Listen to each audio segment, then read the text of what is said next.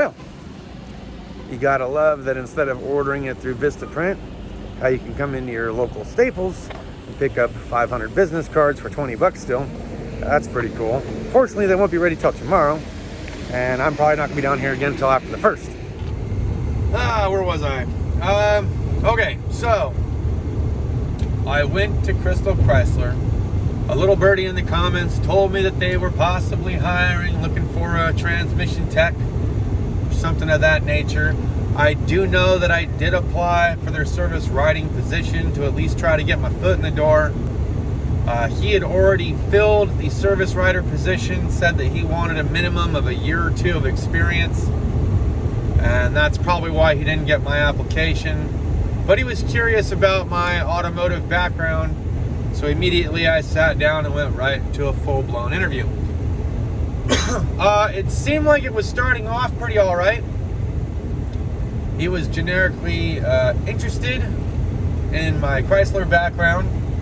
And then as we started talking from where I worked to where I worked, and why the back and forth between Ron's and Yucca Valley, he had asked if I'd worked anywhere else in between that time frame, and I did make mention that I had, at one point had worked for Hemet Chrysler as well as I-10 Dodge, and he asked me if I'd ever been terminated from any of those places before, or what they would say about me. And I said, well, yeah, I would say that they would say I was a really hard worker, punctual, you know, and does what he's asked to do in a timely manner for the most part, really, when it comes down to it. But yes, unfortunately, I did get terminated from the I-10 Dodge for falsifying a repair. And immediately that terminated the interview pretty much. He just said, look, I cannot hire you if you've ever been terminated. That is our sister company. So if you've ever been terminated by them, there's no way I could hire you.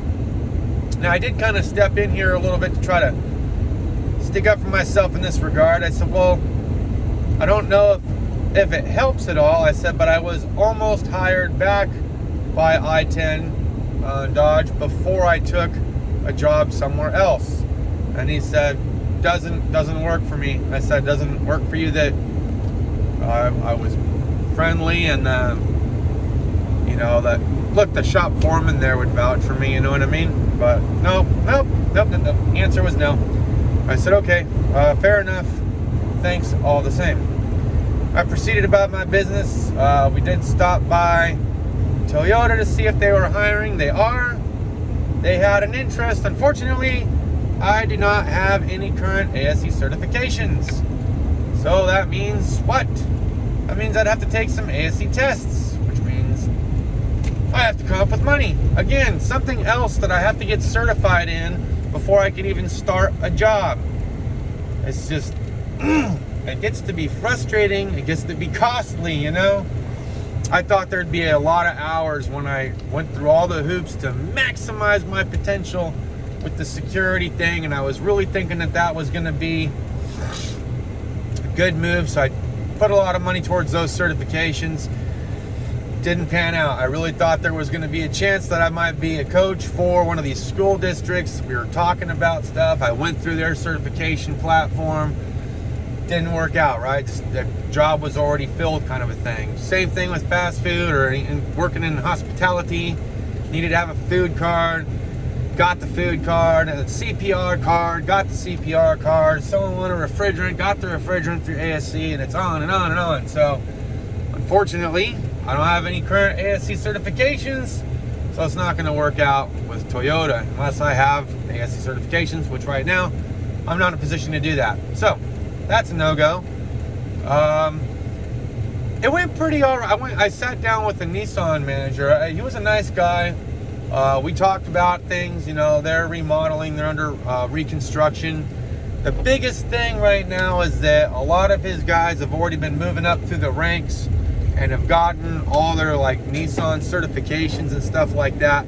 So if I was to take a position with them, I'd have to be willing to start, you know, at the very, very bottom and work my way up. And I just said, yeah, I'm hip to that idea. You know, he's like, I'm not exactly sure how long you'd have to, stay there. He goes, I could have a tech or two decide that they want to move on, and if they do, that might open up a door or opportunity for you a little bit later. But and I couldn't even tell you when I would be able to bring you on board, because we just hired our last guy for the meantime.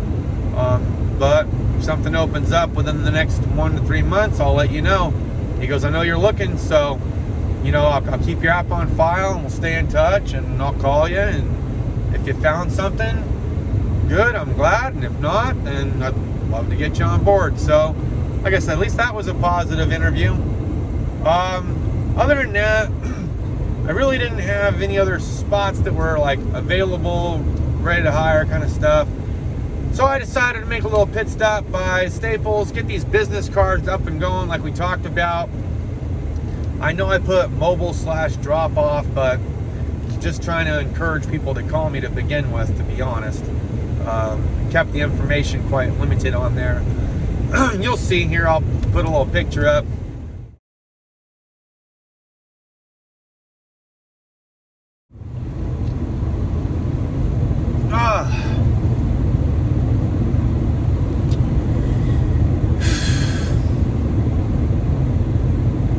Look, I don't know.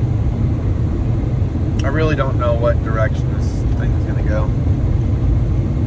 It's kind of a rough day. I decided to wrap it up, man. Not going to lie.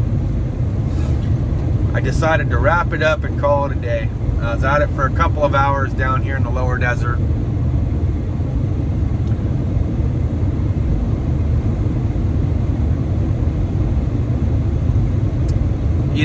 I think when you're looking for a job, and as you're looking for a job, you realize how difficult it is to find a job to begin with. And then you realize that, yeah, I've been in and out of a handful of jobs over the last handful of years. On paper, it doesn't look good. On paper, it doesn't look like I'm hireable. I'd agree with that, because most employers, they want to see longevity. Man, I would be freaking excited and tickled pink if I went to work for somebody that wasn't a complete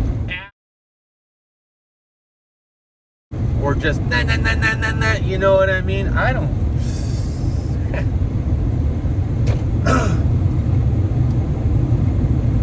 It is very, very rare to have an intellectual, calm, cool, and collective employer that is your manager and boss. I will tell you that. It is very, very rare to have somebody that is in charge of you, your growth in the position that you're in, pay raises, time off requests, somebody that's really calm, cool-headed, collective, has their stuff together enough to where they don't apply all their burden and stresses onto you as if you did something to ruin their day. Very, very rare. I've had a couple of employer/managers that have made my life feel very difficult, and thus it hadn't really worked out. I would prefer to not work for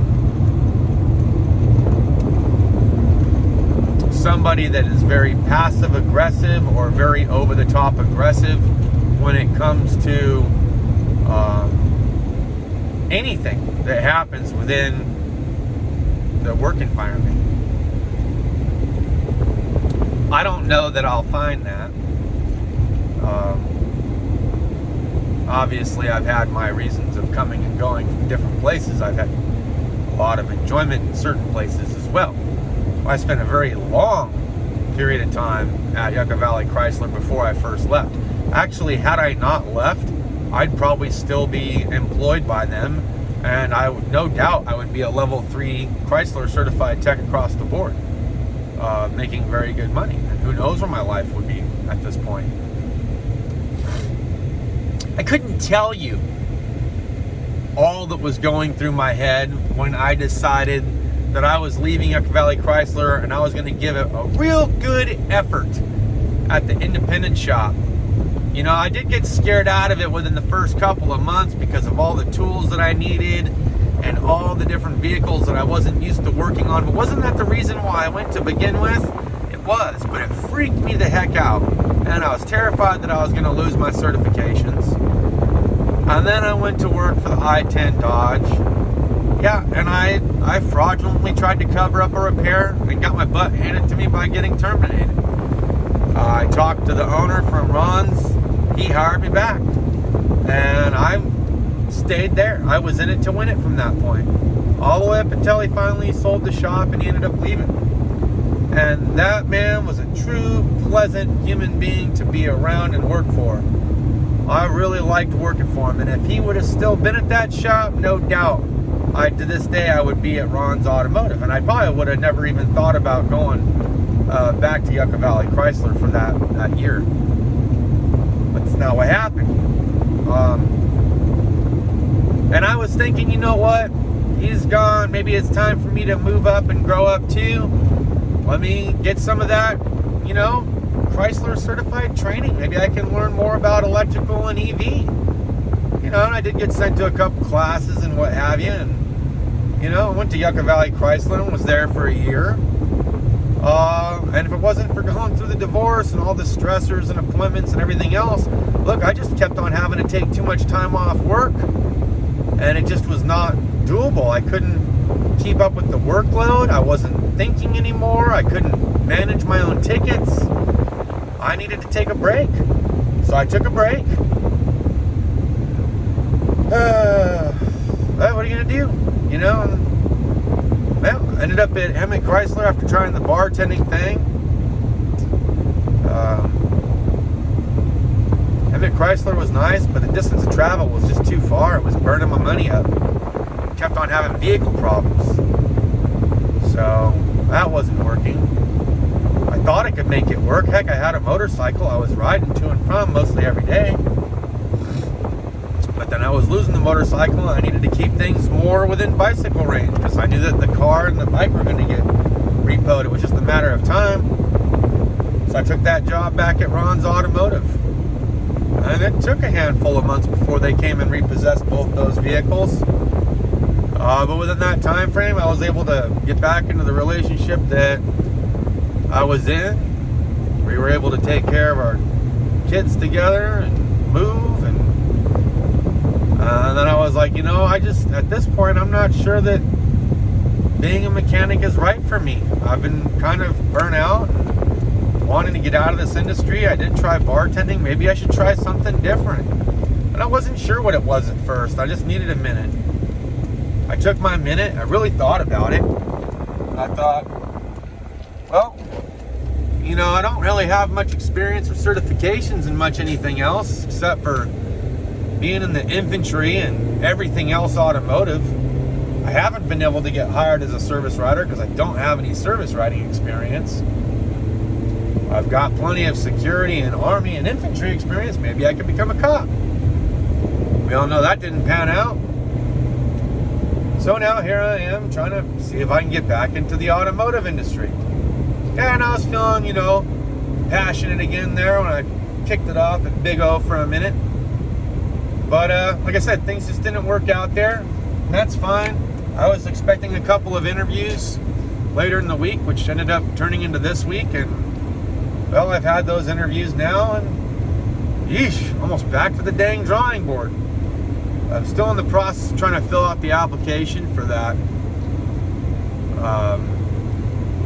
mechanic fitter out in Odessa, Texas, for the pipeline. I think it's roughneck position. But I got that pulled up. I'm trying to put a resume together for that. I don't know. And today was quite the drive, you know. It's not like I drove forever. But a good 45 minutes to an hour to get down the hill with the construction and traffic. So that's 2 hours round trip now that I gotta think about. Isn't there anything closer to home? I really thought that O'Reilly's was looking for a parts driver. So I applied, and I went to go check in on my application this morning, and unfortunately he's already hired somebody. So that didn't work out. I made a phone call to the community center, which I coach youth basketball for. I told them that I'd be interested in that part-time sports director position if it was still available. So we'll see. I mean, it's nothing full-time, and it's not a large wage, but if I don't got anything going on, at least it would be something. I just don't know if that position's even open, because I told them I might hold off to see if I can get the law enforcement thing going. So, swing and a miss, right? I mean, opportunities popped up, took too long, dragged my feet.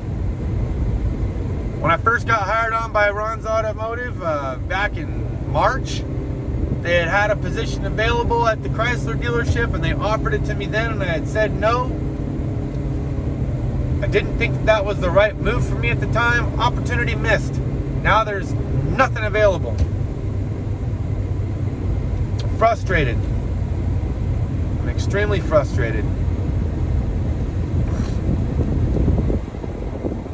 I'm half tempted to get in this car and just drive across the freaking country, and to hell with it. I'll find something. I'll work out of my dang car out in the middle of BFE. Find me a place in Alabama. I don't know. F this day, huh? F this day away. Days like today, that's where I feel like I could use a drink. For sure. Closing thoughts. Maybe the world of automotive doesn't exactly want me back. That's my thought at this point. And I know it's just because I've had a little bit of a deflating day that's where that thought's coming from. But realistically, outside of doing it on my own for myself, I don't know that I don't know that there is going to be a higher back. If I stay in this area, absolutely probably not. Well, that's kind of where I'm at with it. And frankly, minimum wage is just what it is. It's minimum wage. I'd like to think that I was destined for a higher income instead of working minimum wage. I've worked minimum wage predominantly most of my young and older adult life. In fact, I think maybe I might have made more than minimum wage for like 5 working years at best. 5, maybe 6. That's pushing it. That would be about it. About 5 years worth, 5 to 6 years. That's it though. You know, imagine. Started working at 15. Okay, let's just go ahead and put the 5 years I made more than minimum wage right up front. It'll make easy math out of this.